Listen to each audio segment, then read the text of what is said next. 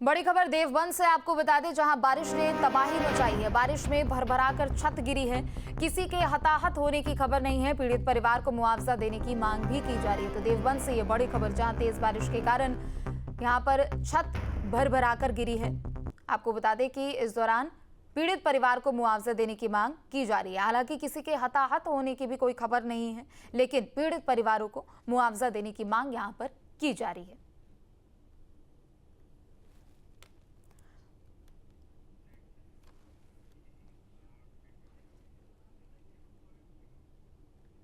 आगे बढ़ेंगे, जहां उत्तर प्रदेश में बारिश का कहर जारी है। 2 दिनों से रुक रुक कर हो रही बारिश से प्रदेश के कई जिलों में जलभराव की समस्या भी देखने को मिली। लगातार बारिश होने की वजह से लोगों का जनजीवन अस्त व्यस्त हो चुका है। भारी बारिश होने की वजह से लोगों को उमस भरी गर्मी से राहत जरूर मिली है, लेकिन कई जगहों पर बाढ़ और जलभराव की भी समस्या यहां लोगों के सामने खड़ी हो चुकी है।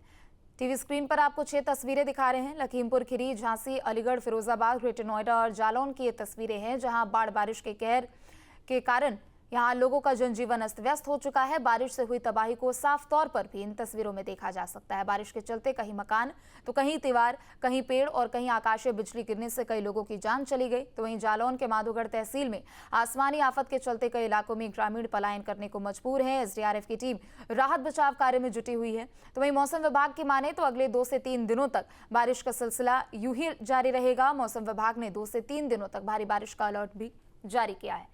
तो उत्तर प्रदेश के कई जिलों में भारी बारिश का कहर यहां देखने को मिल रहा है। भारी बारिश के कारण उत्तर प्रदेश के कई ऐसे जिले जो कि फिलहाल जलमग्न हो चुके हैं और मौसम विभाग की भी ओर से फिलहाल राहत के आसार नहीं जताए गए। और चलिए आगे बढ़ेंगे, पीलीभीत से बड़ी खबर आपको बता दें, जहां बारिश के बाद नदियां उफान पर है। शहर से लेकर गांव-गांव तक जलभराव की स्थिति देखने को मिल रही है। कई गांव बाढ़ की चपेट में आने के कारण वहां के लोग परेशान हो चुके हैं। जिला प्रशासन ने निचले इलाकों में अलर्ट जारी कर दिया है। बाढ़ चौकियों समेत कम्युनिटी किचन की भी टीम को एक्टिव रहने के लिए कहा गया है। तो बड़ी खबर आपको बता दें पीलीभीत से, जहां निचले इलाकों में जो लोग रह रहे हैं उनको बारिश के कारण अलर्ट मोड पर रखा गया है। इसके अलावा बाढ़ चौकियों को भी अलर्ट मोड पर और कम्युनिटी किचन के लोगों को भी यहां अलर्ट मोड पर रहने के आदेश दिए गए हैं।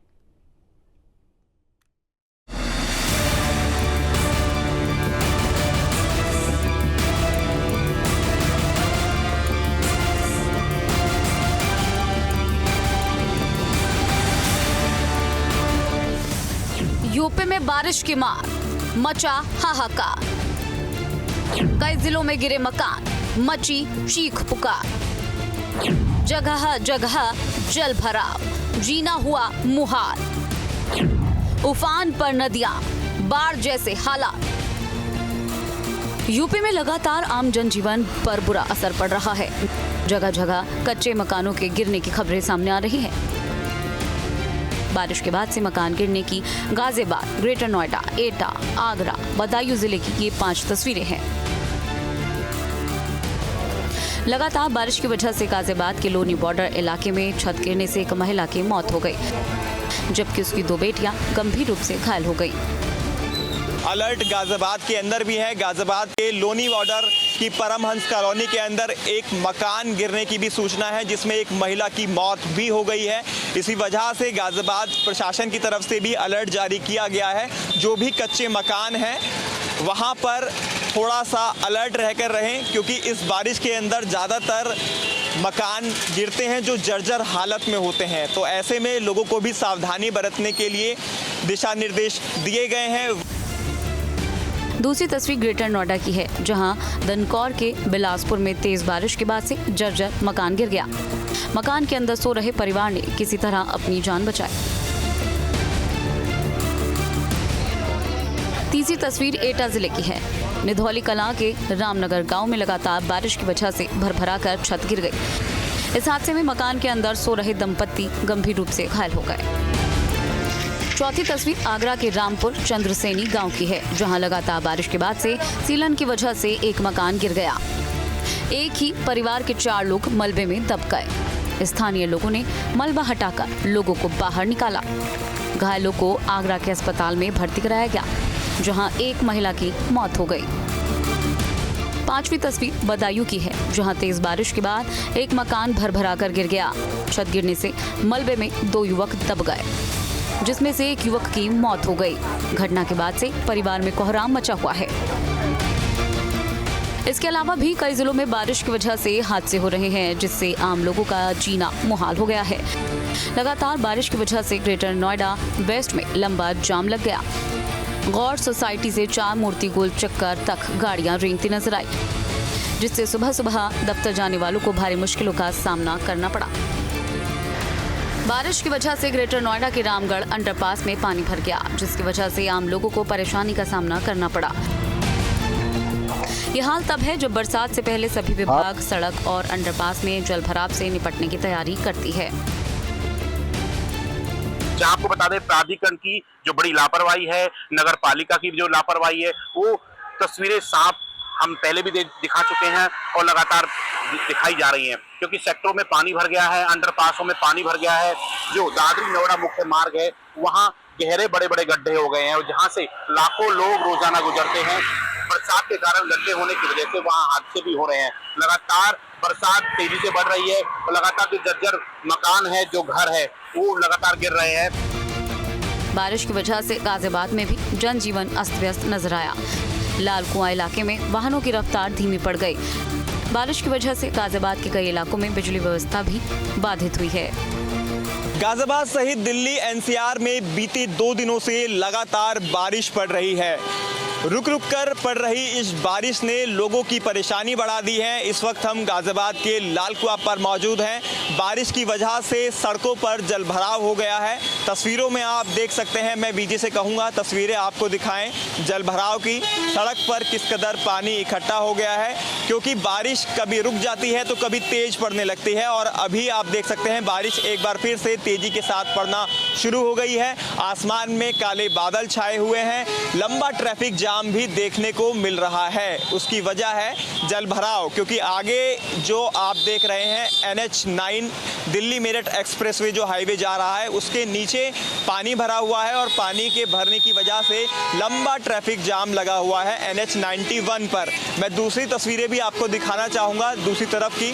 यहाँ पर भी आप देखेंगे तो NH से नीचे उतरने वाली जो सड़क है उस पर आप देख सकते हैं किस तरह से जलभराव यहाँ पर हुआ है। हालांकि नगर निगम का जो पानी निकालने के लिए यहाँ पर टैंकर है वो मौजूद है और जो लोग हैं वो छाता लेकर बाहर निकल रहे हैं ताकि बारिश से बच सकें। लगातार बारिश की वजह से नदियां उफान पर हैं। आगरा में चंबल नदी के जलस्तर में तेजी से बढ़ोतरी हो रही है। यमुना बैराज से 3 लाख क्यूसेक पानी छोड़े जाने के बाद बाढ़ जैसे हालात पैदा हो गए हैं। तटीय इलाकों में 30 से ज्यादा गांव में हाई अलर्ट जारी किया गया है। पिछले कुछ दिनों से लगातार हो रही बारिश और कोटा बैराज से लगभग 3 लाख क्यूसेक पानी छोड़े जाने के बाद चंबल नदी का जलस्तर लगातार तेजी से ऊपर उठ रहा है, यानी कि जल्द ही चंबल में बाढ़ जैसी स्थिति दिखाई देगी। जी हाँ, इस समय अगर चंबल नदी के जलस्तर की बात की जाए तो जलस्तर 125 मीटर पर बना हुआ है। वहीं अगर खतरे के निशान की बात की जाए तो चंबल नदी के जलस्तर का खतरे का निशान 130 मीटर पर है। महज 5 मीटर नीचे इस समय चंबल बह रही है और बहुत तेजी से चंबल का जो जलस्तर है वो तेजी से ऊपर उठ रहा है। और यही वजह है कि स्थानीय लगातार अधिकारी जो हैं वो चंबल का निरीक्षण कर रहे हैं, मॉनिटरिंग कर रहे हैं। समय समय पर जो उसका जलस्तर है उसकी भी मैपिंग करते हुए, उसकी मॉनिटरिंग करते हुए वरिष्ठ अधिकारियों को उसकी सूचना दे रहे हैं। साथ ही साथ आसपास के अगर क्षेत्रों की बात की जाए तो तमाम ऐसे तटवर्ती क्षेत्र हैं, लगभग 3 दर्जन गांव ऐसे हैं जो कि चंबल से सटे हुए हैं, उनको भी खाली कराने के निर्देश दे दिए गए हैं। साथ ही साथ उन्हें बता दिया गया है कि जलस्तर तेजी से ऊपर उठ रहा है, इसलिए वो इस क्षेत्र को छोड़कर कहीं और शिफ्ट हो जाएं। इसके अलावा बाढ़ चौकियों को भी स्थापित कर दिया गया है, उन्हें अलर्ट मोड पर रखा गया है। राजस्व की टीमें भी लगातार चंबल पर इस समय काम कर रही हैं और आसपास के क्षेत्र में लगातार नजर बनाए हुए हैं। आगरा में चंबल नदी के जलस्तर में तेजी से बढ़ोतरी हो रही है। पिछले 2 दिनों में 30 सेंटीमीटर प्रति घंटे की रफ्तार से जलस्तर में बढ़ोतरी दर्ज की गई। आम लोगों को नदी किनारे नहीं जाने की हिदायत दी गई है। चंबल नदी के किनारे बाजरा, तिलहन, उड़द, मूंग की फसलें जलमग्न हो गई हैं। जलस्तर बढ़ने पर स्टीमर का संचालन भी बंद कर दिया गया है। नदी आ रही है, मसक के बाढ़ आई और पास से खेत चले गए। यहाँ गाँव में पानी घुस। अच्छा, स्टीमर क्या है? स्टीमर बंद है, जवान छेड़ा भी स्टीमर बंद चल रहा है। अच्छा, कोई अधिकारी बीट करने आए हैं अभी? तो होना हो जाए। लगातार बारिश की वजह से अंतिम यात्रा निकालने में भी मुश्किलों का सामना करना पड़ रहा है। हाथरस में सड़क हादसे की शिकार महिला की मौत के बाद तिरपाल के नीचे जनाजा निकाला गया। बताया जा रहा है कि कब्रिस्तान तक शव को ले जाने के लिए परिजनों ने 30 मीटर लंबा तिरपाल खरीदा। बारिश के बीच तिरपाल से ढककर जनाजे को कब्रिस्तान तक ले जाया गया। यानी लगातार बारिश की वजह से जनजीवन बुरी तरह से प्रभावित है। लेकिन बारिश के बाद अब बाढ़ का संकट भी गहरा रहा है। Team news state.